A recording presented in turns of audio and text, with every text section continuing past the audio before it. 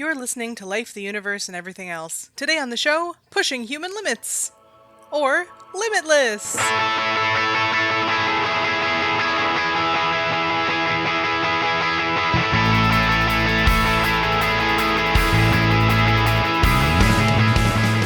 Life, the Universe, and Everything Else explores the intersection of science and society. If you have questions or comments about the show, or you'd like to suggest a topic, you can find us on Twitter or Facebook, or send us an email at lueepodcast@winnipegskeptics.com. Show notes and references can be found at lueepodcast.com.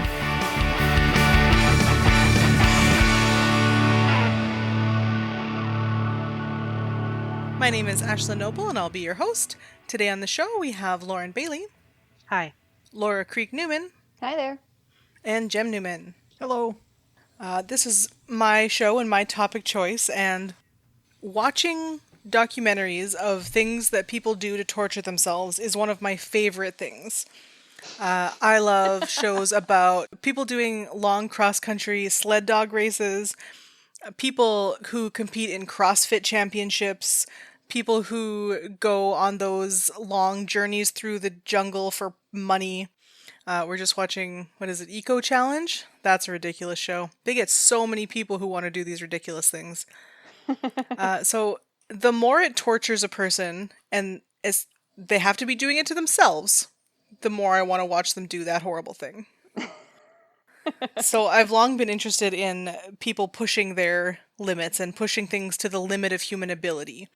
And so I wanted to just take on some of those stories and talk about them and see if we can learn anything about the human condition. Up first, Laura's going to take us real low.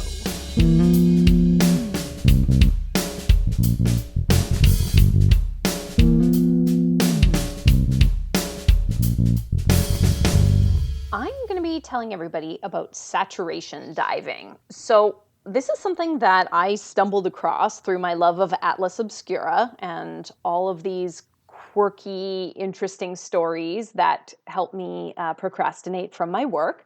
I had never heard of this before, and I know that, or I think that for some of you, this was a relatively new topic as well. I'm not sure if any of you had heard of saturation diving. Yeah, I had. I have watched documentaries about this. Okay, so it's just me then. But in any case, I find it absolutely fascinating. I think most of us are familiar with the concept of diving. Scuba diving is as what we often think of.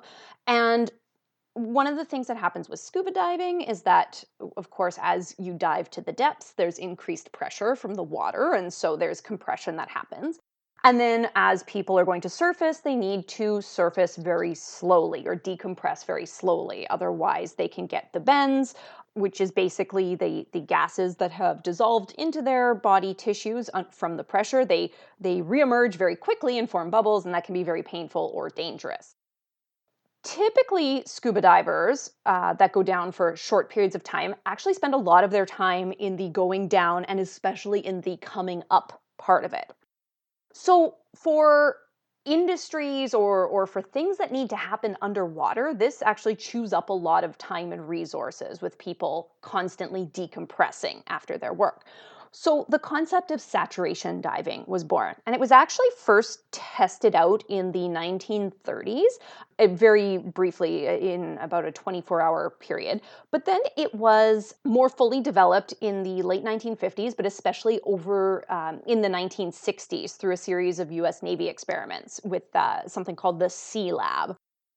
So the concept with this is that once divers have reached their depth and their tissues have become fully saturated, or the gases have completely diffused into their tissues and bodies, they can stay at that depth for long periods of time. We really don't actually know how long they can stay there, but we know that they can stay there not just for a few hours, but they can stay there for days. And it doesn't make a difference on their decompression time. So whether you spend an hour at 300 meters underwater or 3 weeks at that depth, you spend the same amount of time decompressing. So this became very useful in fields that require underwater work, especially in the oil and gas industries, because so many of the rigs are offshore, and of course they need repair or they're being built or whatever it is. So this became a really viable option for allowing this work to be done in a way that didn't, where the divers and the workers didn't spend most of their time just in between the surface and their working depth. So that's what's really interesting about this. So the longest period of time that I could find that someone spent at saturation was about 44 days. Wow. It's possible that there's longer. I couldn't find it in the amount of time that I had for research. That's like real body hacking. Wow. Yeah. Like they're just living at this time. Like that's more than a month. And most saturation divers, when they go on tours, their tours are 28 days at a time. And now that includes from the time that they step into the pressurized chamber to the time that they step out again. So that includes their compression and their decompression time. But still, they're spending usually about 3 weeks at the pressures of, say, 750 feet underwater. That's too much. That's almost as bad as studying for med school. Now, how they do this is really neat. So they live in something, they often call it a capsule or their living quarters, basically. And it's a really small living quarters, of course, because it's hard to pressurize a large place. So it's very small. And the living quarters are pressurized slowly to whatever pressure they're going to be going to. When this was first developed, and especially with the Sea Lab experiments, they did put these capsules underwater or on the seafloor, wherever it was. But now, in a lot of cases, the capsules are actually either within a ship, so a ship sitting on the water has this capsule within it, or it's attached to the ship, anchored like just below in the water. So these people are living at a pressure of, say, 300 meters of water, but they're actually above water, which is kind of like a mind bend to me to think of it that way. Because the way that they talk about it as well is as soon as they enter the capsule, they're sort of thinking as though they're underwater. And of course, in a lot of cases, there's very few windows, so they don't see the outside world. If this qualifies as a mind bend, would it give you the mind bends? Oh. Saturation diving joke! Oh. I saw that hanging there, and I left it. But I'm like, oh, is Jem going to pick that up? Yeah, that's amazing. So they have the bubble inside the ship. Yeah. And they put the guy in it and pressurize it? Yeah. So doesn't he have to come out of pressure in between? No, so what they do, so everything, once they go in, everything is airlocked in and everything gets pressurized at the same time up to depth pressure. So then once they get to whatever depth pressure is, then when it is time to go out into the ocean and work, they get into a pressurized diving bell. So the diving bell is the same pressure as well and brings them down to that depth. Okay. So the workers... So there's like a pressurized little elevator. Yeah, like it's another contained little capsule there that brings them down. So they never leave that pressure until it's time to decompress everything. So all of their food is prepared for them, and it's sent through airlocks in order to do that, and anything that they need is sent back and forth through airlocks. And on these ships, they even have pressurized like escape boats if the ship needs to be evacuated, so that they can stay at pressure if they need to get off the ship, which is pretty cool. Now, life in this capsule is a lot different than life on land. Of course, you're in a tiny compartment. They usually will have teams of around 12 people working at these things at a time. So in a lot of this work, it's going like 24/7. So each group of 3, they're always grouped of 3, and they work for 8 hours, and then they rest the rest of the time. So it's kind of like a constant flow there. But they're often, their space is basically a small table that they can sit around, a little bit of walking space, and then go to the diving bell hatch and then to their bunks. And how many people have to share this hellhole? It depends on the capsule and that, but usually there'll be about 6 people per like pod, and there'll be like multiple pods. Oh my God. Imagine the smell. It is interesting, and it's basically all men. of course. And they're often large guys too, all trying to sleep in these tiny little bunks and live in this tiny little space, which I find kind of funny, but I'm sure is pretty cramped and pretty tough.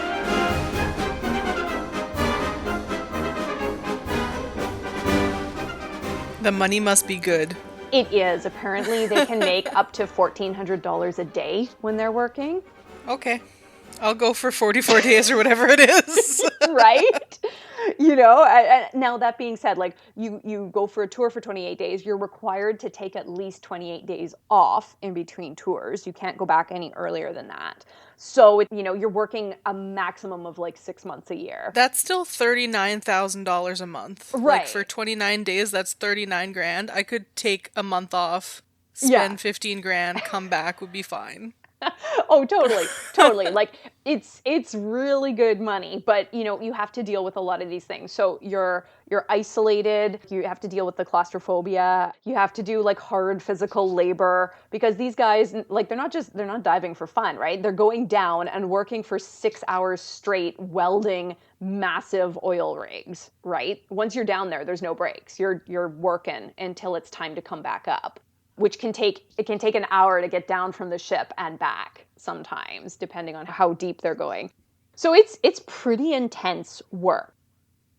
It's really interesting too. So they obviously don't just breathe air, because that wouldn't work at that type of pressure. So they're actually breathing a mixture of mainly helium and oxygen, and it'll have a bit of nitrogen thrown in there, depending on the depth that they're working at. So that actually changes the whole living conditions as well. Because they all sound like McMeows. They do, yeah. Apparently they call it like duck voice, and it's almost incomprehensible. And reading some accounts of it, when you have people from different backgrounds with different first languages or accents, plus duck voice, it can be very challenging to work in that situation. So not only that, but helium is a terrible heat conductor. So they're cold all of the time. The capsules actually have their heat at like 30 degrees or higher, because helium it doesn't keep the heat. It's also a lot denser than regular air, so it's actually physically harder to breathe.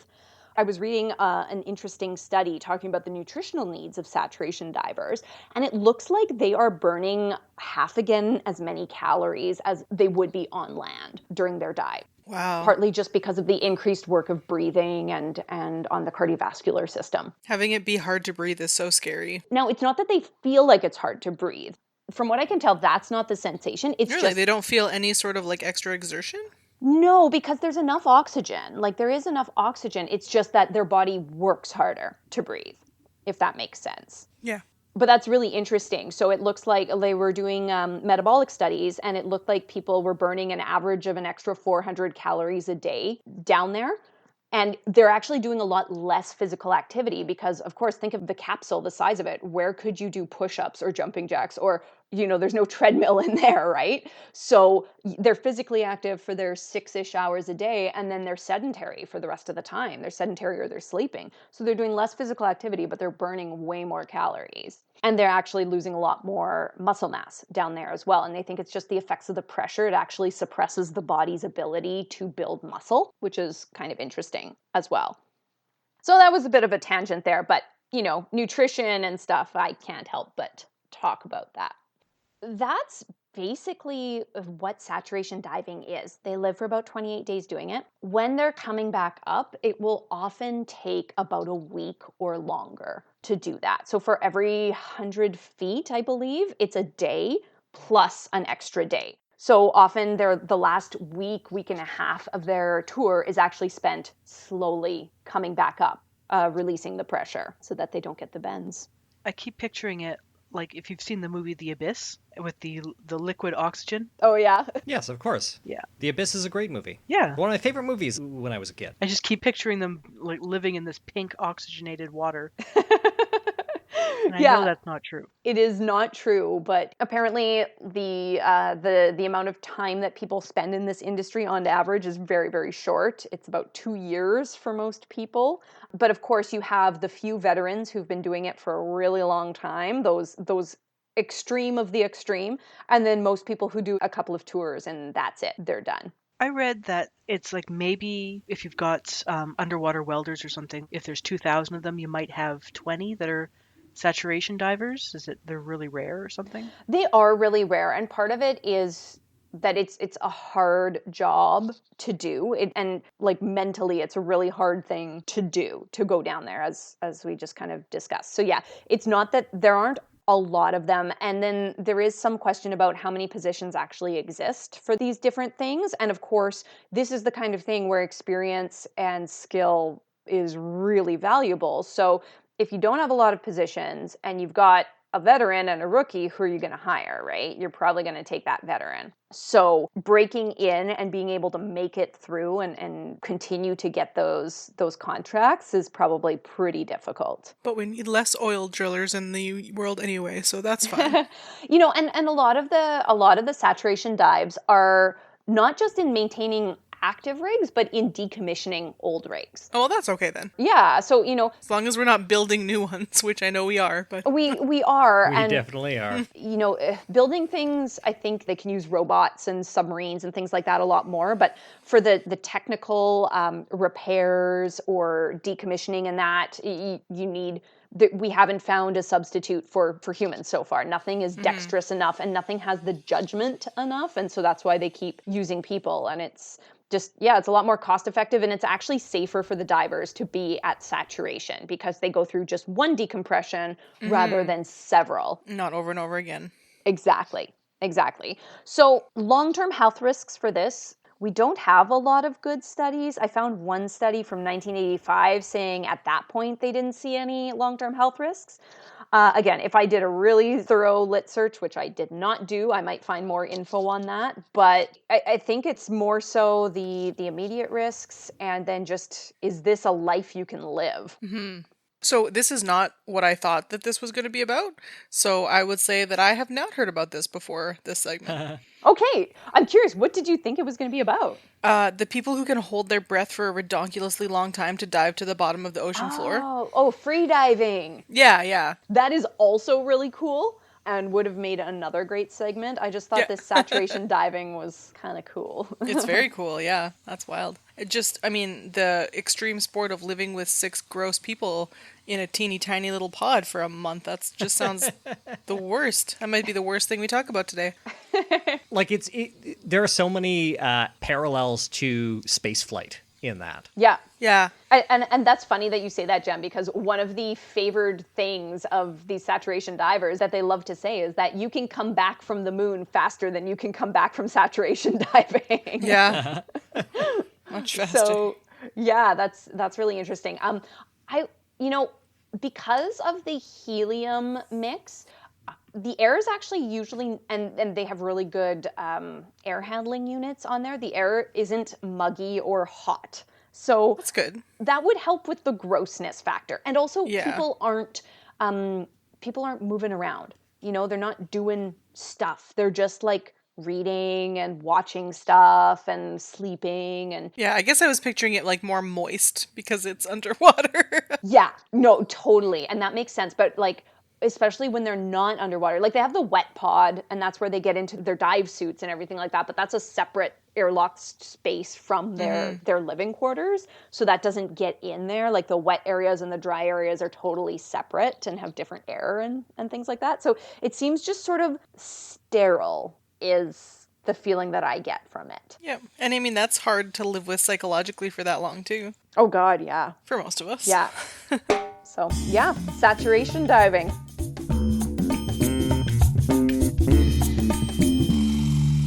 All right, so I'm going to talk about people who stay on level planes, preferably as level as possible. So recently, the record for how fast a human can run a marathon was broken. Does anyone know what the time was? 2 hours and I don't want to. some minutes. Yeah, so for quite a while, up until very recently, it was thought that a sub 2 hour marathon was physiologically impossible. 26.2 miles in under 2 hours requires a runner to run a 400-meter dash in 68 and a quarter seconds, 105 times in a row without faltering. Oh my God. I'd rather just die. I remember the one time I competed in the 200-meter dash. I had bought new shoes that day. I was in high school. I had bought new shoes that day, Oh, no. which is the That's worst a bad idea. because I had outgrown my previous ones. I was actually at the U of M. That's where the meet was. And I got about 100 meters in, and then the front of my toe, because the shoes were longer, caught on the track. sandpapery track surface, and I just went sprawling and made bloody skid marks across the track. Oh. No good. I finished the race. And technically, I finished second last because somebody else did the same thing right before the finish line. I used to do track and field as one of the many sports that I was forced to at least try. And I did not come in last one time when someone DNF'd. Oh, yeah. I was not good at track and field. It's very bad. So guarantee you I could not even run one 400-meter dash in like a minute and 8 seconds. That's ridiculous. 105 times in a row. Like, this person must be, like, 100% legs. Like very, like, 2-meter long legs and a head on top. Like, that is So it. watching a video of him, what I said to Lauren was, this guy just does butt kicks for 2 hours in a row. Because, like, I'm pretty sure, like, that butt gets hit every pace. It's quite something to watch. So yeah, the folks who've attempted it are the very tippy top of the elite runner pyramid. There are a few of them who have attempted this sub 2-hour marathon. The guy who managed it is named Eliud Kipchoge. He's a Kenyan. He's a world record marathon runner. He broke the 2-hour mark with a marathon time of 1 hour, 59 minutes, and 40 seconds. Oh, And Wow. so that sounds like not a lot less than 2 hours, but the people who were watching this say that, like, this was just beyond expectations. They did not think that he could do it 20 whole seconds faster than 2 hours. That was quite a surprise. what was the previous record? The actual world record is 2 hours, 1 minute, and 39 seconds. Okay. And that is his record as well. So the week before this feat was accomplished, a writer at sportsscientist.com predicted that they would fall short, that the advantages provided by new shoes and a flat course would amount to only a 1.5% improvement, and that would be enough to meet the world record but not break that magical 2-hour number. Some of the tactics that they used in order to get under 2 hours mean that this time is not an official world record. So whoever decides those things decided that he had too many things going for him that it wouldn't count. Oh, right. Yeah, I read that article when it came out. Can you explain why? Like, you said new shoes and a flat track? Yep. Is that all? So also, he had some interesting setups that were very carefully tested over a long period of time. For example, he was surrounded the whole time by pacers, 5 of them in front and 2 at the back to, like, completely negate any sort of drag or wind. Yeah. And so that was one of the things. And another thing was he had a car that it shot lasers out the back and showed all of the pacers where to go and how fast to run. So it was too technologically aided to count as a world record. But he still ran a marathon in under 2 hours. He did it. Yeah. With his own body. Sure. Like, okay, he did it with his own body. Like, he still has to be a machine to Absolutely, do this, yeah. right? Like, we're not, yeah, there was guidance and things like this, but sports uses that all the time. Physically reducing the drag, though, I can see that as Yeah. being... Yeah. And perhaps it wasn't an official marathon. Like, that might have to be part of it also. Right. Because it was just him. Well, Like, yeah, they okay. staged this just for him. Now, was it on a single track, just going around and around and around? Yes. Okay. Because it seems to me that most marathons are actually like on, not just on a contained track, but, you know, far ranging. through a and so city you or have, something, yeah. Yeah, so you have changes in terrain and like that. Yeah. It still proved what a human can do in these conditions, but if you were to apply it to regular marathon conditions, it may not be possible. Right, yeah. So the reason that they went to all these lengths to make sure that he was perfectly paced is because they've analyzed a lot of data from other world record attempts in marathons. And the data shows us that a steady pace throughout the race, rather than starting fast and anticipating a slowdown, is really key for getting these records. When people started doing more of a flat split rather than a sort of an upside down bowl shape where it's faster at the beginning and faster right at the very end, the record started cutting seconds off more frequently. So after showing us all of these graphs that I was describing, the article from Sports Science says, it's important to understand that this suggests that at the limits of human physiology, for long-distance events, running as close as possible to even pace is the best strategy for optimal performance. If you could put time in the bank, then you'd see more world records set with faster starts and a slowing down at the end. And you don't. Huh. Yeah, so I thought that was pretty cool. Like, I would have also thought that starting fast and anticipating your body being tired would be the better strategy, but apparently not. I thought so too, but that's just from my own experience with running, where I get tired, and so I end up slowing down regardless of what I want to do. Right.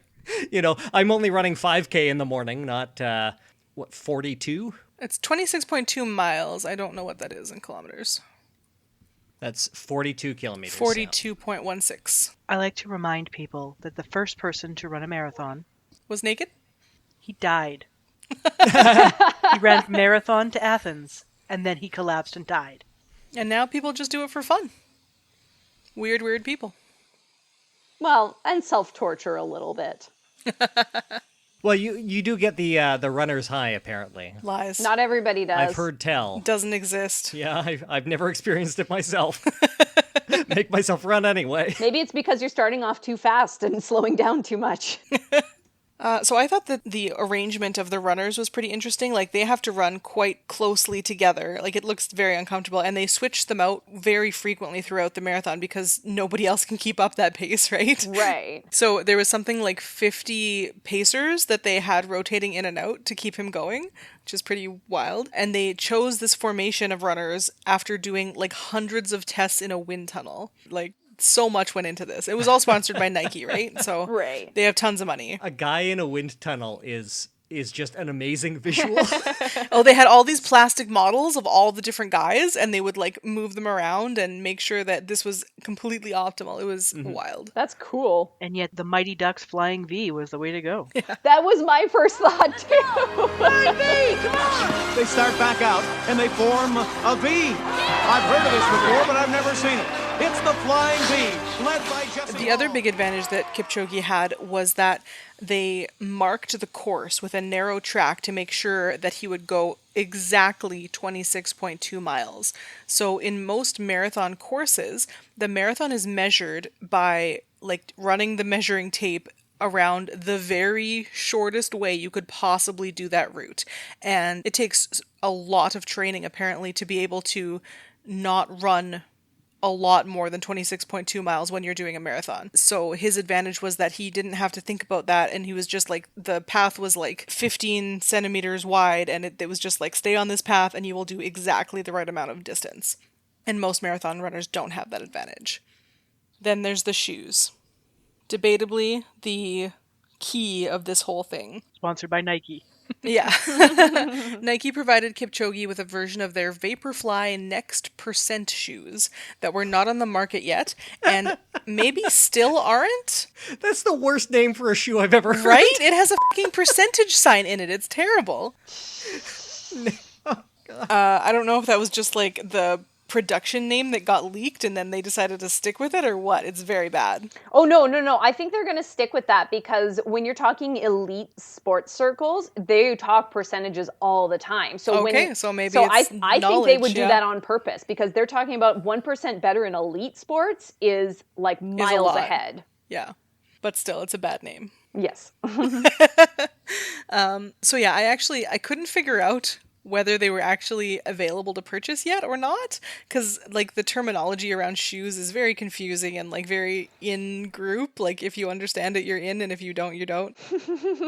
But a lot of people were saying back before the Olympics got canceled that the shoes should be banned from the Olympics because they were too much of a competitive advantage and that it wasn't fair. But why wouldn't everybody just buy the shoes then if that were the case? Because there are people sponsored by Nike and then there are people sponsored by other people, and those other people wouldn't be allowed to have the fancy Nike shoes, and so that's not fair. Exactly. Get different sponsors. Yeah, Well, it's until every company comes up with a comparable thing. They had this same type of thing, controversy happen in swimming a couple years ago when one brand came out with these laser swimsuits that were just shaving times off of whoever was wearing them. And then they were talking about whether or not they'd be allowed because the swimsuits were so much better than every other brand.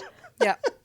Yeah. And like, it's not just getting sponsorships, but it's like what's available in your country and things like that too. So, and the Olympics especially, like, they at least pay lip service to saying that they're for amateurs, right? And that you theoretically shouldn't have to spend millions of dollars to get into the Olympics. Like, we all know that's Right. but that's what their ethos is, right? Well, all we have to do is dismantle capitalism so there's no such thing as a proprietary technology anymore, and then everybody can have it. Yeah. Next month on LUEE. So back when this whole thing went down, I was listening to one of my favorite NPR shows, The Indicator. It's an offshoot of Planet Money, which I've talked about on this show before. I really like it. It's about economics, but it's not boring, I promise. It's just like really interesting narratives about how economics touches everything. And it's really good, so you should listen to it. But I was listening to one about these shoes. And the guy on there said, some critics have called the Vaporflies technological doping, arguing that shoes give athletes an unfair advantage over competitors who are not equipped with the same technology. Athletes who are not sponsored or endorsed by Nike, they may even be sponsored or endorsed by their competitors, now have a problem whereby they're going to be questioning going into those games whether they actually have a technological chance of keeping up. So, technological doping. And they're talking about how track and field is essentially an arms race now. Whoever can come up with the better shoes is going to win because they're such an advantage.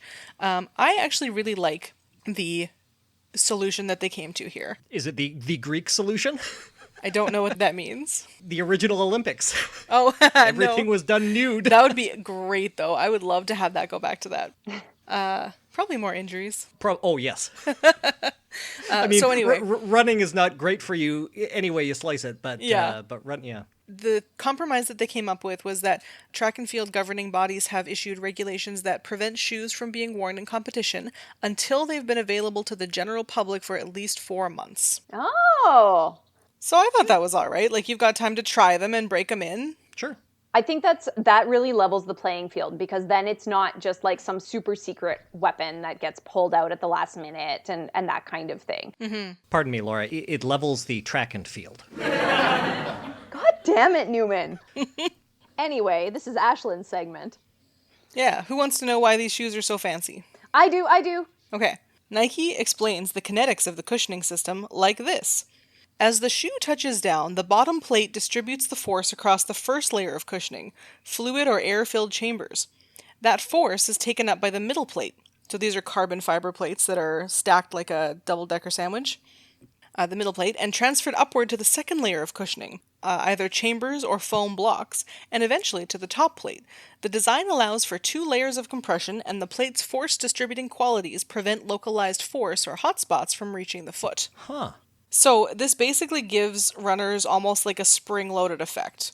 In addition, it's reported that their feet and legs don't get nearly so beat up and tired because they're taking so much force away from those and putting it back out to be useful. So that's pretty cool. Yeah, and I was just thinking too, like thinking of my own running, sometimes I'm like, oh yeah, I can feel it in this joint or that joint, but you wouldn't get that nearly as quickly. Mm-hmm. Yeah. Interesting. That's incredible. What was it, like 2 years ago now, I actually bought some nice running shoes and not just like, $15 Walmart specials. Yeah. And it makes a world of difference. Mm-hmm. Even with fancy shoes and all kinds of pacing help, running a marathon in under 2 hours is still ridiculous and incredible. But for some people, 26.2 miles is just a warm-up. Ugh. Those people are ultramarathoners. Ultramarathons are becoming increasingly popular, although not nearly attaining the heights of traditional races. There still are not usually spectators or anything at these kinds of events. So an ultramarathon is technically any distance greater than a marathon, but most of them are at least 30 miles, and some are much, much longer. Most participants are men, and most are over 40. So this is something that they take up when they aren't as fast anymore, but they still want to keep racing. But, what is the average income bracket? Right? Yeah, that was not discussed. They might not be as fast, but they're certainly richer and don't need to work. So this quote is from Runner's World magazine, and it summarizes ultra running and ultra marathons so well that I couldn't bear to change it, so here it is. Most marathons are run on exactly 26.2 miles of asphalt street, which are wide enough to accommodate lots of runners, flat enough to not scare away the masses, smooth enough to allow for even pacing, and accessible enough for fans who want to watch. Many offer prize money, and some, such as Boston, Chicago, and New York, offer six-figure paychecks for first place. Most ultras, at least in the United States, are the exact opposite. They often occur on rocky, root-filled, narrow, steep, and slippery trails with big elevation changes. Organizers gleefully scare people away with names like Mountain Masochist, Badwater, Bear Bait, and Frozen Dead Guy. Most offer little or no prize money. And the distance is almost always a ballpark number because trails are so hard to accurately measure. That means that a 100-mile event could actually be 99.4 miles or 110, which is just as well because most courses don't have mile markers. Yeah. I love that these things are masochistic in every possible way. Yeah, like they're for people who want to torture themselves. So, first I read an article about all of the ways that ultramarathons are hard on your body. I thought that would fit in well with this podcast. Yes. They're, of course, difficult for your body, but they're hard on the body in ways that aren't always the same as regular running or marathon running. Hallucinations, common. Blurred vision from swollen corneas, fairly common. Like, those first two alone is just like, maybe don't. Stress fractures, of course, are common in both kinds of long-distance running, but in addition, stress fractures of the pelvis and all of the leg bones are known to occur in ultramarathoners. Yikes. Cool. Like, is that that's an occupational hazard? Like, they have higher risks of that over their lifetime or during an event? Both. Okay. Yeah. Runners also need to be aware of the risk of hyponatremia, where drinking too much water or sports drinks results in the balance of nutrients in the body to be so off that your cells swell and burst. Cool.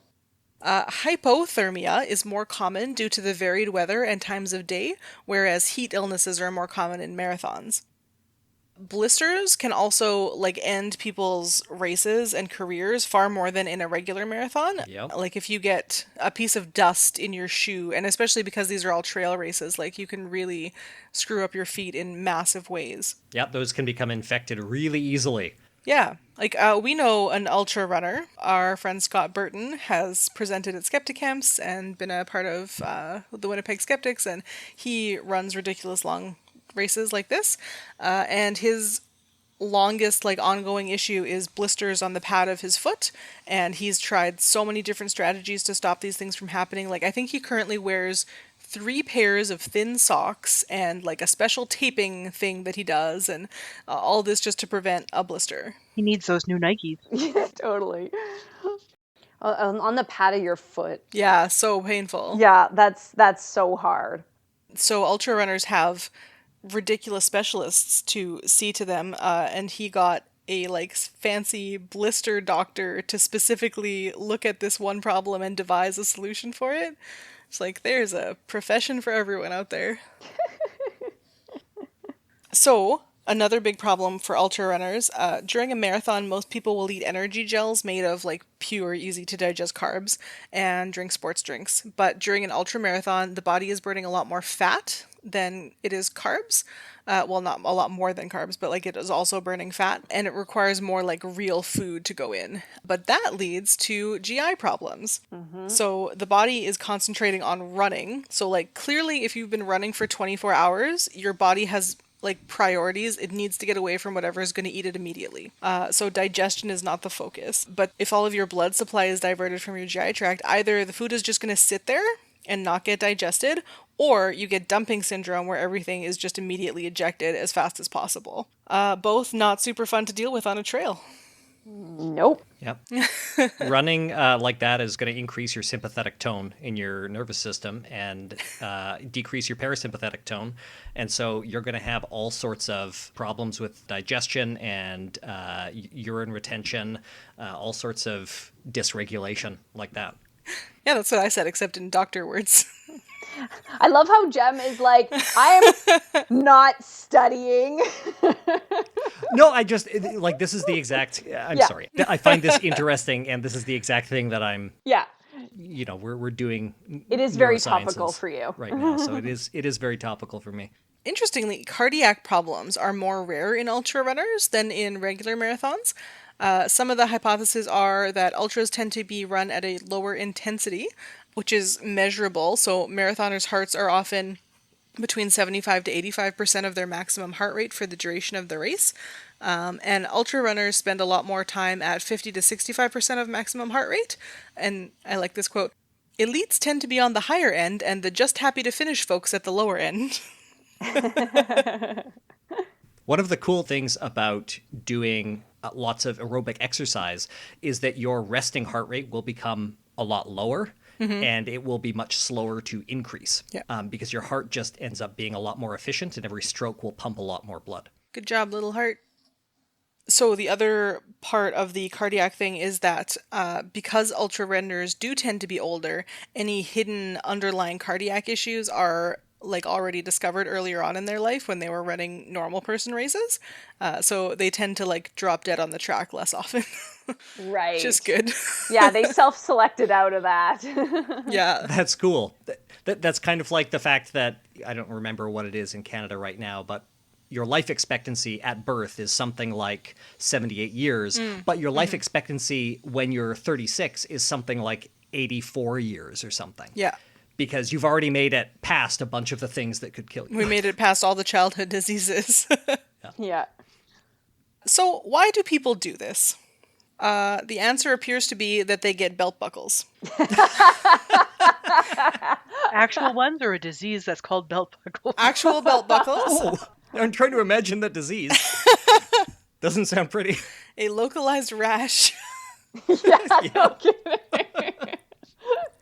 So the belt buckle tradition started in 1974 when logger Gordy Ainsley ran in a 100-mile horse race in California. He received a finisher's belt buckle just like the horseman got, and the tradition stuck. The pedestrian version of the race became the Western States Endurance Run, which is like the Boston Marathon of ultra running. It's the one that you have to qualify to get into and so on and so forth. It's very fancy.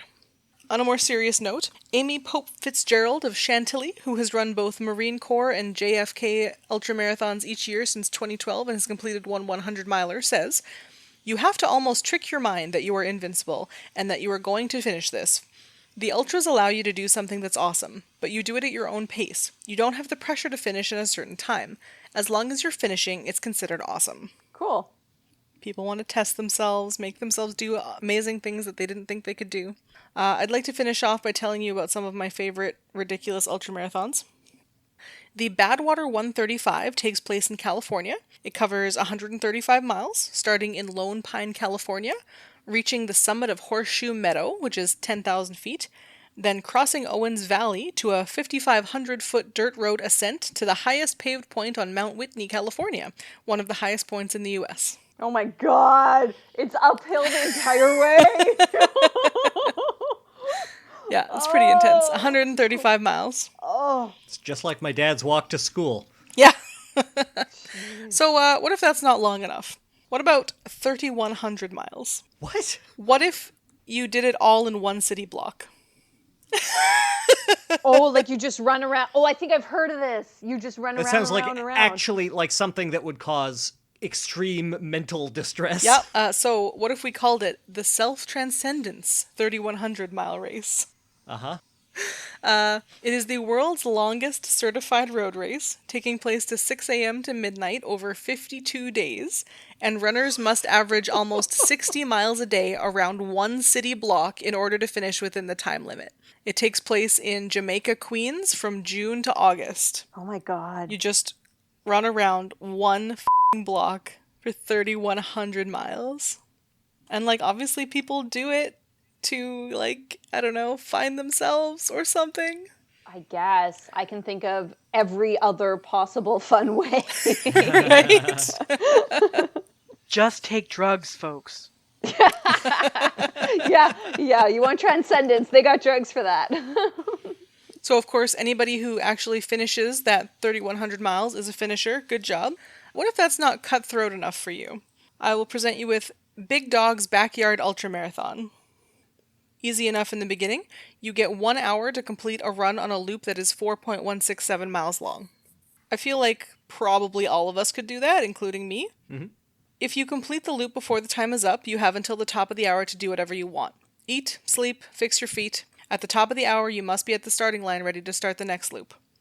The race only ends when everyone else gives up and only one person completes the loop. So one person wins, the rest DNF. The winner receives a small gold coin inscribed, "I survived." Everyone else gets a silver coin saying, "I gave my all in Big's backyard." The current record is 283 miles. It usually takes about 3 days. And you're sleeping at like 20-minute stretches. Yeah, you get like 11 minutes to sleep at the end of your thing towards the end. Like, you're just an absolute zombie. Jem's face right now.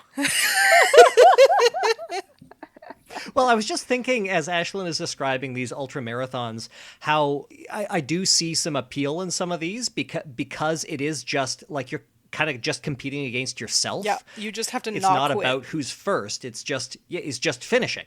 And that's very appealing to me. One of the things that I like about med school is that there's no grade rounding. You know, we're not competing against each other.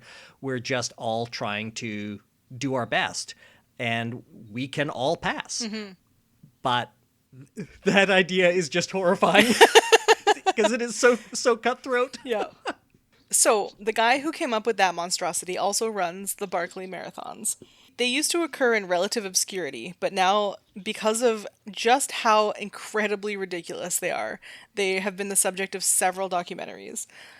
The best one, in my opinion, is called The Barkley Marathons, The Race That Eats Its Young. It's currently on Amazon Prime, or you can get it on YouTube, I think, for like $3 or whatever they charge. I highly recommend it. It's very funny. So, the Barkley Marathons. It is run in Tennessee, in a, Broken Head State Park? Something like that? No, I'm thinking of the Frozen Head State Park. Yeah, Okay. Broken Head is in area Manitoba. around here. Yeah, that's why I was thinking that can't be right. So Frozen Head State Park in Tennessee, theoretically, the course is 20.0 miles. The course changes every year, and it is always exactly 20.0 miles.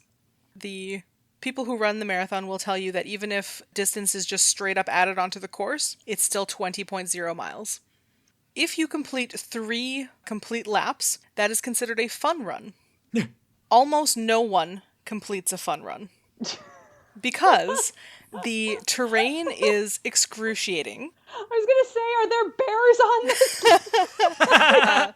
It's apparently one of the densest concentration of briars, and there's no clearing or anything. They don't help you get through this, yeah. You just have to Do they hand you a machete at the starting line? You are not allowed to bring anything except I believe you're allowed a compass. No electronics, no wayfinding equipment. Oh my god. Yeah. There's one race map that you have to make your own maps off of before you start. Oh my god. Yeah. They don't provide any maps to the individuals. There's one map that you're allowed to look at until the race starts. Oh, speaking of the race starting, when does it start? I don't know. Any time between noon and midnight. Like, you just have to hang out and be like, oh, okay, we're going to start now. Yeah. Like, is that So- what oh, Jesus. 1 hour before race time, he will blow a conch, and that is the only warning you get.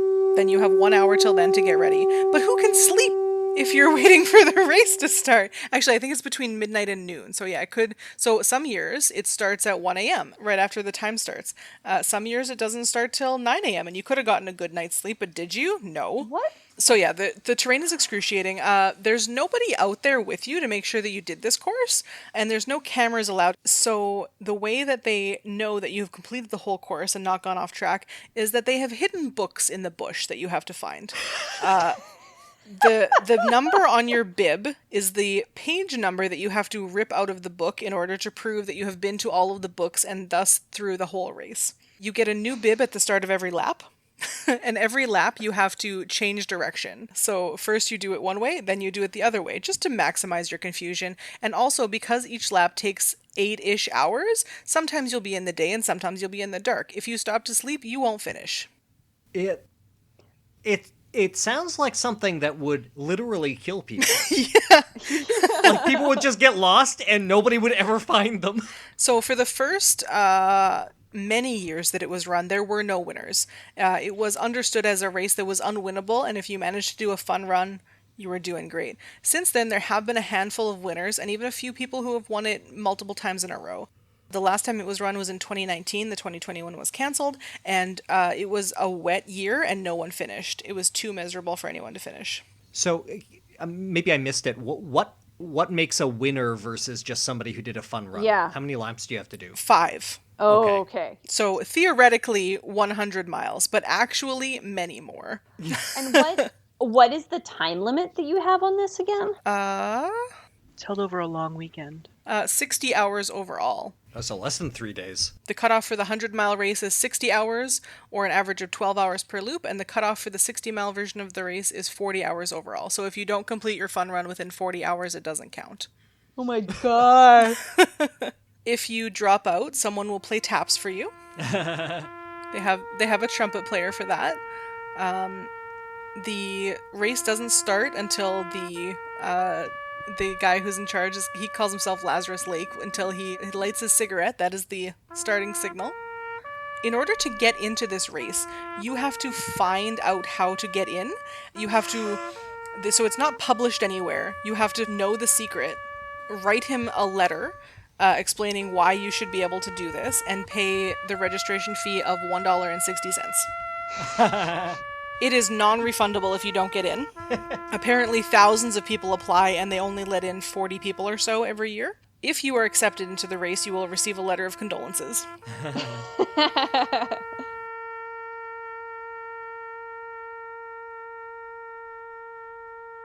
And he came up with this after hearing the story about James Earl Ray. James Earl Ray escaped from a prison nearby in the Tennessee woods, and they searched for him. There was a big manhunt over many days, and when they found him, he was only like 8 miles from the prison because it's such rough terrain. Oh. And this guy, being a cocky sort of person, was like, I could have gotten 100 miles away by then. So that is the basis for the race. When asked, he has said that he has never completed the race and doesn't think anyone should try. I was going to ask, has he done it? Or was he just like, I could do this. I'll make other people do it. Yeah. And you do have to race underneath the Tennessee State Prison that is in this Frozen Head Park where James Earl Ray escaped from. Yeah, so I just looked up the winners list. There have been 18 finishes by 15 people, and it has been run every year since 1986. And remember, as if all of them finished in 1 year, they would all be finishers and winners. 18 finishes total. Fantastic. Extremely recommend the documentary. Yeah, I want to watch this it is now. So funny and so fun to just watch him be mean to these people, and they're there because they want to be there. So we showed this documentary on Halloween to our friend Kira, who came over.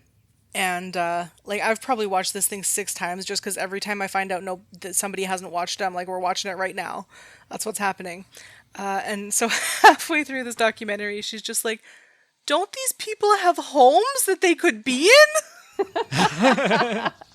I really appreciate this last one because it is so over the top and it is so ridiculous. And I love that it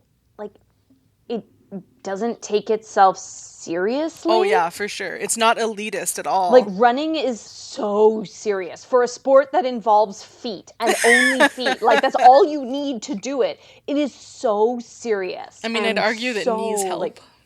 Well, right, but what I'm saying is shoes are important, but you don't need, a ton of fancy equipment. You don't need an ice surface. You don't need gymnastics. You know what I mean? So many other sports require so much other stuff. They have such a high barrier of entry. Yeah. But literally anybody can try to run because unless you don't actually have feet, you can try, right? I mean, and there's plenty of like adaptive things that let people without Right. feet run too. Exactly. So, like that's getting into the weeds a little bit, but what I mean is like it's a sport that involves putting one foot in front of the other. Like that is the basics of it. And it's so serious. And so I like this thing that's like this terrain is not meant for running. It's probably going to injure you. We're going to make it so that it is going to be even more likely to do that. Why would you do this? But here you go. Oh, I almost forgot my favorite part of the documentary. So most marathons, even ultramarathons, I would say 98% of them have aid stations, somewhere where you can fill up on water or food. Right. Lazarus puts a water drop out on the course, I think 2 of them, in the form of gallons of water left on the ground. And sometimes runners come back and say, "Hey, Laz, the water's frozen." And he says, "What do you want me to do? It's 10 degrees. Oh It's my spring in God. Tennessee. That's what's going to happen." Are you required to purchase some kind of ridiculous amount of insurance prior to doing this? Oh, I have no idea. That might be part of the his waiver entrance. must be just something to read. Yeah. And you have to bring a license plate from your home state or country when you come.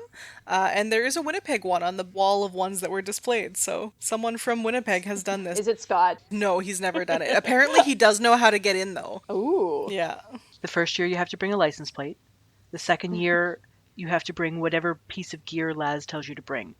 One year it was white t-shirts because he was out of shirts. So he just had all the entrants bring him t-shirts. Yeah. White t-shirts, flannel shirts, socks, whatever he needs that year.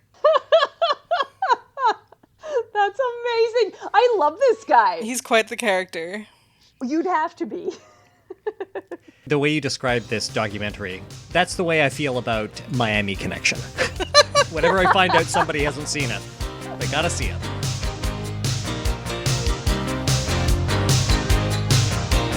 Friends through eternity, loyalty, honesty will stay together through thick or thin. Friends forever. Anyway. All right, so now we've done people who go really low and people who stay on a flat plane. Now we're going to talk about people who go really high. They won't see us waiting from such great heights. Come down now, they'll say. But everything looks perfect from far away. Come down now, but we'll stay. I couldn't choose between 2 high-flying topics, so in true LUEE fashion, you get a non-atmospheric dive into both. On May 29, 1953, Tenzing Norgay and Edmund Hillary reached the summit of Mount Everest. These 2 were part of the 9th British expedition to Everest, led by John Hunt. Well done on putting those first climbers in the right order, Lauren. Yep. Thank you. Since 1953, 5,294 people have successfully climbed Mount Everest in 9,159 successful summit climbs. Yes, many people have done it more than once. I thought there was going to be way higher number than that. Oh, wow. Like, I feel like you turn around and every hipster who wants to prove themselves has climbed Everest these days. Yep. Thousands more people have attempted the climb, and there are around 200 bodies of humans who died while climbing Everest, some of which, like Green Boots, who died in a 1996 attempt, are used as grisly waypoint markers for other climbers. I keep thinking that Hillary and Norgay reached the summit was some ancient event, but it happened the month after my father was born. And Edmund Hillary, can we guess when he died? Anybody? It's going to be like the 80s? 2008. Good Lord. He was born in 19, died in 2008. So in these intervening 67 years, climbing Everest has been an ecological nightmare. In addition to the 200 people who have been left on the mountain, mostly because it is too dangerous to retrieve them, climbers leave literal tons of trash and waste on Everest every year. And because there are only 2 major routes up the mountain, all of this waste is a huge, localized problem. Human waste, because even mountaineers poop, well, more than marathoners apparently. It's all dumped into Gorak Shep, and that measures about 12,000 kilograms annually, which has understandably caused an ecological crisis. Oof. I'm doing a bad job of hiding my disdain for those who climb Everest. I don't agree that people should summit the highest mountain just because it's there. and the effects on the environment and the indigenous inhabitants are vast, and they are becoming irreparable. When something that was once a feat of will and spirit turns into a Disney park-esque experience, complete with long lines and roped-off routes, you have to ask yourself some serious questions about why you want to do it. Climbing Everest has become a multi-million-dollar per year business, catering to wealthy thrill seekers, some of whom who have had very little mountaineering experience. On summit days, when weather conditions make it possible to reach the top of the mountain, people line up and wait for hours at the Hillary Step, which is a 12-meter wall of rock and ice at 8,763 meters, which is the last obstacle before the top when using the southern face. The southern face is the easiest climb. Though they're not quite at the pinnacle of the world, nearly 9,000 meters up makes for some very, very thin air, and the wait and long lines make for many discarded bottles of oxygen from climbers. And I found that the oxygen used to climb Everest can only be manufactured in one plant in Russia because of the timing of getting it there, and it can't be flown because you can't fly pressurized oxygen bottles, so they have to be trucked across to Nepal, and each one weighs about 5 pounds, and then they're just discarded by these climbers. Some 200 people have now climbed Everest without supplemental oxygen. I still hold them in similar disdain I have for those who climb the mountain, but even I have to admit that this is a pretty amazing feat of endurance. That is something. Mhm. Holy smokes. The first was Reinhold Messner and Peter Hebler, and they did so in 1978, despite most of the research available saying it was impossible. But they had those fancy Nike shoes. It was 1978, so even Nike wasn't making completely fancy shoes. Messner was an experienced mountaineer who had lost both his brother and most of his toes in a 1970 climb of Nanga Parbat, which is the 9th highest mountain in the world. His brother and his toes. He was also the first person to climb all 14 of the 8,000ers, which, as the name implies, are the mountain peaks above 8,000 meters. Most of these summits that Messner has done have been without supplemental oxygen supplies, climbed in full or partial alpine style, which is without using base camps and carrying all the food equipment and everything required for the climb on your back. Holy. Yeah. That is impressive. That is a thing to Yep. do. Like, you are hardcore. I want to know what his genetics say about his oxygen usage. In 1978, when Messner and Hebler climbed Everest without oxygen, everyone told them they were just going to be 2 more bodies on the mountain, that it was impossible. They talked to all the doctors and scientists and everything. Everybody's like, you're just going to die, dude. When they reached Camp 2, most of the way up the mountain, Hebler had food poisoning from a tin of sardines that they had eaten on the way up. He stayed behind, and Messner and 2 Sherpa guides continued on. I can't, for all the research I did, find the names of these guides, which is a major part of the problem with Everest climbing. Messner and his 2 guides became stuck for 2 days in a storm with 200-kilometer-per-hour winds. Oh my God. They returned to the camp, and somehow Messner, despite almost dying stuck in the windstorm, convinced Hebler, who still believed that only death waited on the mountain, to join him. Like, he just straight up thought that he was gonna die and was like, alright, I'll do it though. Yeah, I'm here anyway. It's wild. Yeah, like, I'm not getting back down. What do I got to lose? Yep. The second attempt was a success, pulled out by the skin of their teeth. On the last day, they only communicated with hand signals because every breath was required for climbing. Because of frequent collapses, they did the last 80 meters crawling up the mountain. Messner later wrote about the experience, and he's published over 80 books about his worldwide adventures. He wrote, "In my state of spiritual abstraction, I no longer belong to myself and to my eyesight. I am nothing more than a single, narrow, gasping lung floating over the mists and summits."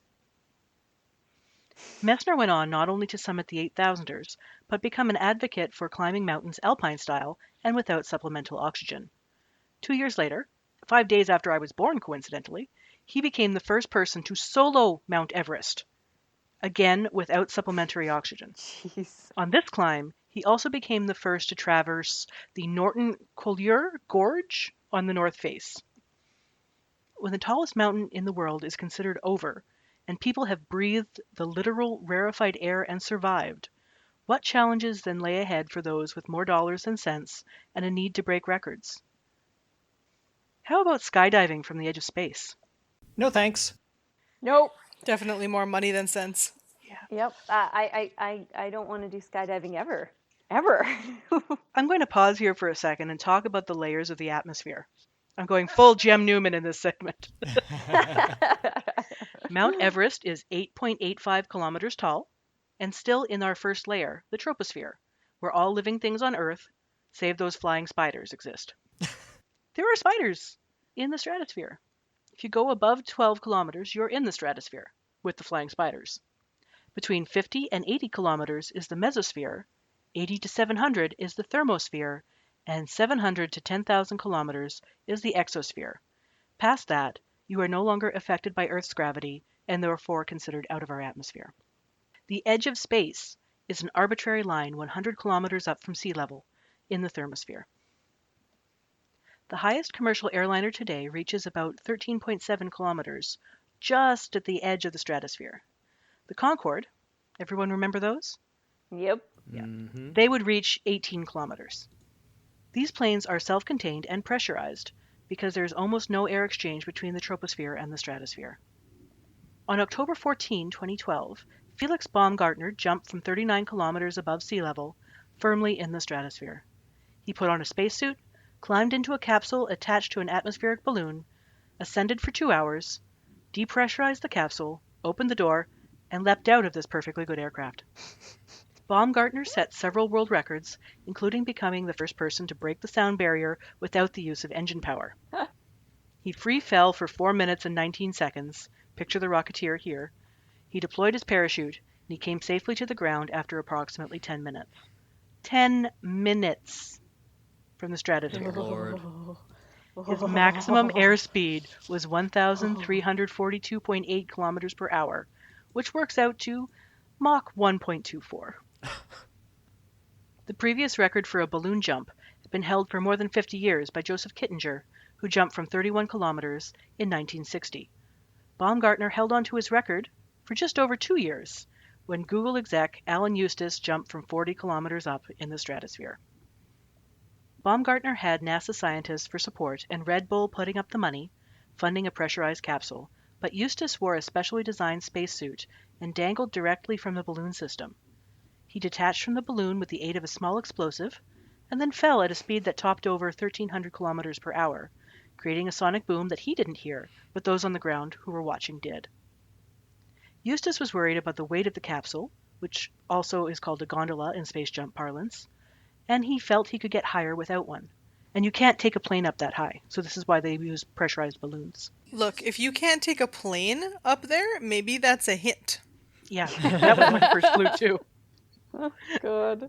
In 2011, Eustace connected with the co-founders of Paragon Space Development, and they were former Biosphere 2 crew members, Tabor McCallum and Jane Pointner, whose company specialized in creating life support systems for environments like deep-sea diving and outer space. When I say balloon, I don't mean for you to picture the house from up. Eustace's balloon was 160 meters in diameter and filled with pure helium. So it goes down into the ocean with Laura's people and up into the air with mine. And yes, killjoy that I am, I find this a waste of our planet's dwindling helium resources. The reason they use it is helium can reach extremely low temperatures without freezing, so it remains the best gas for these balloons.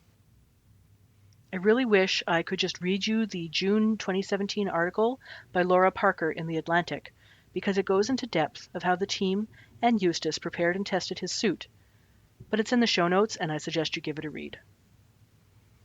For his 2014 jump, Alan Eustace spent 2 hours beforehand breathing pure oxygen to prevent the bends. He documented his jump with 2 GoPro cameras attached to his suit. It was a very low-key affair. Well, Google, remember, he was still their VP at this time, and after he did the jump, he went back to his desk the next day. Google had offered to help with the expenses. Eustace refused because he didn't want this jump to become a media event. Eustace spent 4 minutes and 27 seconds in freefall and then deployed his main chute, beating Baumgartner's freefall record by 8 seconds. Until I started my research for this segment, I hadn't realized that Eustace had broken Baumgartner's records.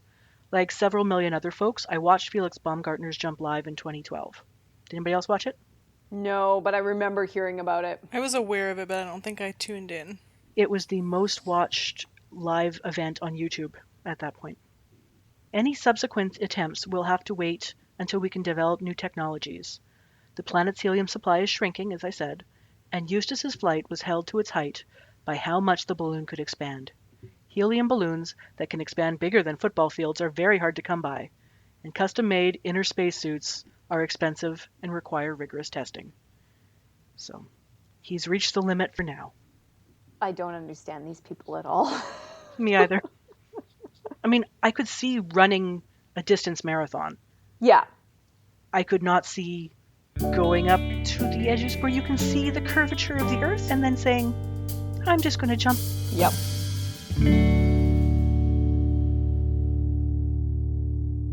All right, folks.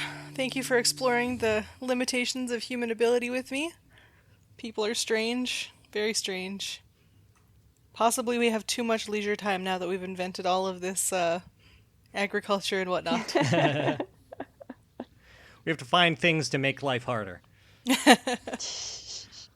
So what have people been enjoying lately? What's something nice? Who wants to go first? You can. This is the only research that I did for this episode. Try to come up with something nice. I've got my neurosciences midterm tomorrow, so that's really all I've been thinking about. But last night, I did actually read a really good one-shot, Marvel Snapshots Civil War by Saladin Ahmed, Ryan Kelly, and Rochelle Rosenberg. It was great. It's just a single comic book. I think it's double length, but it's a really good read. Highly recommend it. Saladin Ahmed is just a wonderful writer. I'll follow him anywhere he goes, basically. Yeah, he's a great Twitter follow, too. Absolutely. I'm currently also reading Zoe Punches the Future in the Dick by Jason Pargin. And it's okay. It's a David Wong joint. It is what it is. It's a fun read. And since I finally 100%ed Hades, I figured I had to move on to something else. So I've been playing Wintermoor Tactics Club on Switch. It's a fun little tactics game. It's quite delightfully written. The tactics isn't super deep, but it's fun and it's very charming. So I recommend you give that a shot too if you like tactics or things that are cute. My something nice is a TV show that we have been watching on YouTube. It's a British show originally, and they get 5, B-level comedian celebrities to come on this show, and they give them all sorts of absolutely ridiculous tasks to do. So again, with the theme of, I really love watching people do things that are hard and pointless, and struggle with them. And it's very funny. So, for example, they might be shown into a plain room with a white table that has a watermelon on it. And they open the envelope with the task, and the task says, eat as much watermelon as you can. You have 1 minute. Your time starts now. So some of the contestants, for example, lifted up the watermelon and just smashed it on the ground. And then proceeded to eat as much of it as possible off of the floor. Some of them were a little bit smarter and cracked it open on the side of the table so it wasn't as messy. That's what you got to do. But the really enterprising contestants are like, well, it doesn't say anywhere here that I can't leave this room. So they take it to the kitchen and they cut it open. Yeah. So most of the tasks have some element of this, like if you hem yourself in by your expectations and you don't think about all of the possibilities that are not spelled out in this letter. So if it's not explicitly disallowed in the letter, you can do anything you want within the time limit. It's a classic thumbtacks and candle Absolutely, trick. Yeah. And so we have watched like 10 seasons of this show in the last couple of weeks. Because it's just extremely addictive and it's so funny.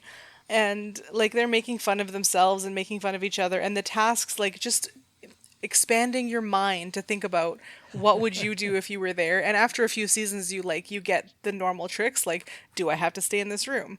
One of them was, propel this pea the furthest distance and make sure it lands on this carpet. And you can't touch it with your hands. So he flicked it onto the carpet and then rolled up the carpet and took it in a wheelbarrow around the yard like 7 or 8 times so that the pea had in fact traveled like 10 kilometers and then landed on the mat. I feel like you could definitely like just slurp it up and then run around with it in your mouth or something. Right? Perhaps, yeah, I don't remember the exact wording of that task, but there are so many ways to accomplish everything, and they'll often start the thing by saying, like, okay, so here's the task. Clearly nobody is going to do the obvious thing and just, like, flick the pea down the carpet, right? Who's up first? These 2 people who did exactly that. Yeah, it really, and I posted it to our group earlier this month, it really scratches that itch of mine for like escape room puzzles. It works out that same part of my brain, which I really like. That sounds delightful. I think Laura and I'll have to give that a watch. Yeah, totally. Highly recommend. What are you enjoying lately, Lauren? Well, I finished N.K. Jemison's debut novel, The 100,000 Kingdoms, and nice. I'm about halfway through The Broken Kingdoms now, which is the follow-up to it. And it's been a long time since I've had to sit after I finished a book and just recollect myself and bring myself back into, like, the world is so rich and so beautiful, and it's an amazing story, and I don't know why I didn't get into Jemison before now. I've been following her on Twitter for years, and an excellent story, and I can't wait to read more of her work. That's great. So Nice. that's what I'm enjoying. The Broken Earth trilogy by her has polyamorous pirates, so that's my recommendation right there. There is a triad in the Broken Kingdoms. I have read the first 2 of the 3 books in the Broken Earth trilogy. I pace them out like I'll read one and then wait 2 years basically and read another. Like I love her writing, and I've read I think 2 of her short stories as well. There's another, but the Broken Earth trilogy is fabulous, but it's also like it's a gut punch. Every book is full, like they're very rich, but they're hard reads sometimes. So maybe I'll definitely have to go back and read her debut novels because I've heard nothing but good things. I'm excited to explore more of her work. I figured I'd start at the very beginning. It's a very good place to start. I believe her novella Emergency Skin is available for free on Amazon Prime. If you have that, like, you can just download the ebook for free. Very cool. I just use the Libby system and borrow them from the library because That is definitely better than giving Amazon your money. yes. She also has, I believe her new series, I don't actually know if it's a series. I know that there's at least one novel out right now. I believe it's kind of inspired by or a response to Lovecraft. We've seen a lot of authors of color sort of reclaiming weird fiction from its racist roots. And so I'm looking forward to reading that one too. Me too. That's called, I believe, The City We Became. Yeah. That came out 2020. Nice. You're up, Laura. Oh, man. You knew it was coming. I know. Just like winter every year. Something nice. I haven't been watching a lot of TV lately. I have been enjoying a book that Jem has already recommended, and he very kindly bought me a copy, which is called Squeeze Me, and it is very fun. I would recommend it. It's nice, especially if you've been doing some technical reading or something. It's just a nice, fun read. So that's been a nice way to unwind. I also enjoyed recently making my fancy all-day pastries when I was working from home / not feeling well enough to work, but okay enough to fold and roll out some dough every hour or so. And they are divine. They were so good.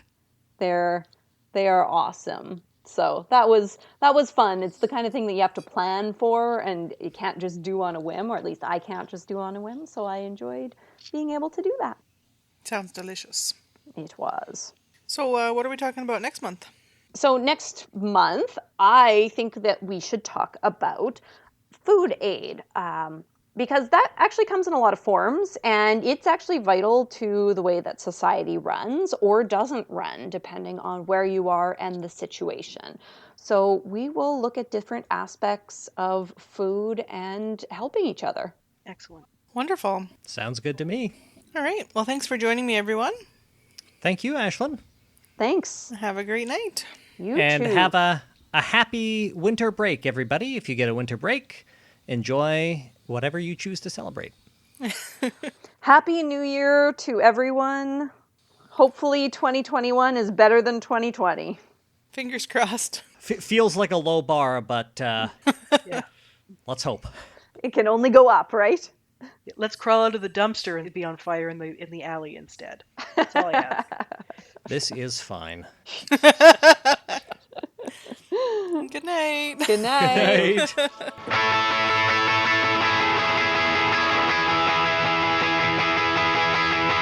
Life, the Universe, and Everything Else is produced by Jem Newman and Ashlyn Noble, with mix and tech production by Jem Newman.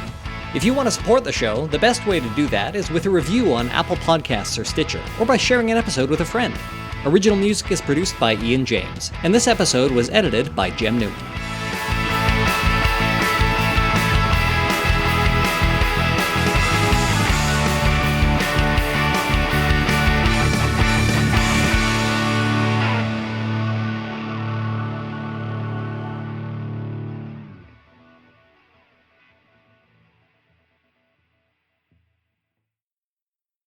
Life.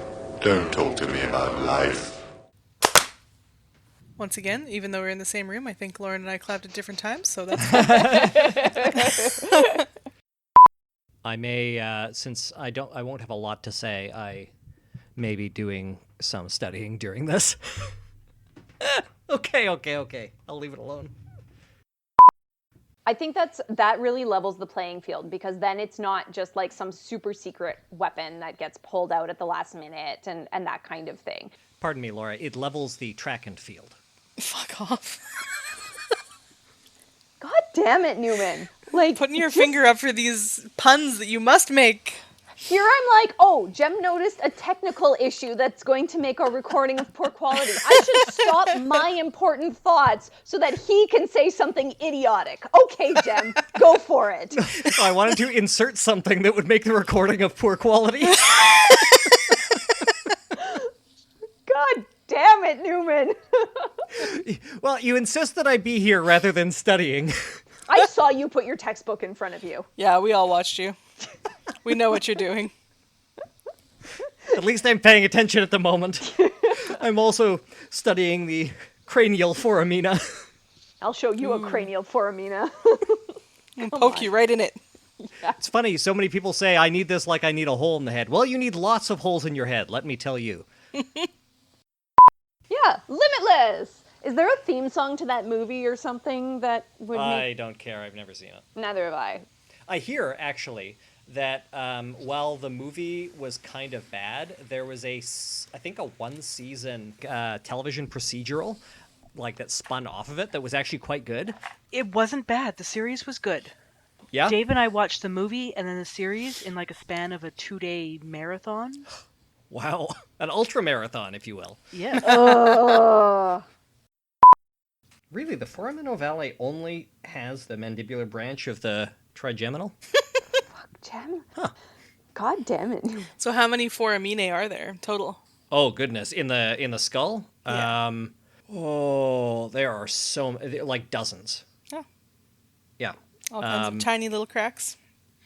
Yeah, well, poke nerves there through. are a bunch of little like holes, and then there are also like what you might consider cracks, because it's where bones don't quite join, because your skull is made of so many different bones, most of which are sutured together over most of the skull, but not all of the skull, right? You've got 12 pairs of cranial nerves, and a lot of them exit through their own foramina, or they'll sometimes, several exit through the jugular. So there's some sharing, but there's lots of nerves, and then there's There's some nerves that actually come out of the skull and re-enter the skull. So yeah, there's lots going on. Inefficient creator. Oh yeah, there's some hilarious like the recurrent laryngeal nerve is obviously the most well-known example of this, where in a human, instead of traveling a few centimeters, it travels all the way down underneath the aortic arch on the left and underneath the brachiocephalic trunk on the right. And then doesn't all the it way back also up do to the that in larynx. giraffes? It does that in giraffes too. So it's like a dozen feet long. Yeah. Instead of a handful of centimeters. But there's a lot of stuff like that where things will exit the skull and then re-enter the skull over and over again. It makes me think of that oncologist we met at the Creation Museum. Yep. Like, he went through all of this and still believes that someone made this. Mm-hmm. There's a bigger reason. We just don't understand it yet, Ashlyn. Every once in a while, there's a few of my classmates and I that will post examples of bad design back and forth because there's so many like obvious poor choices made in the design of the human body.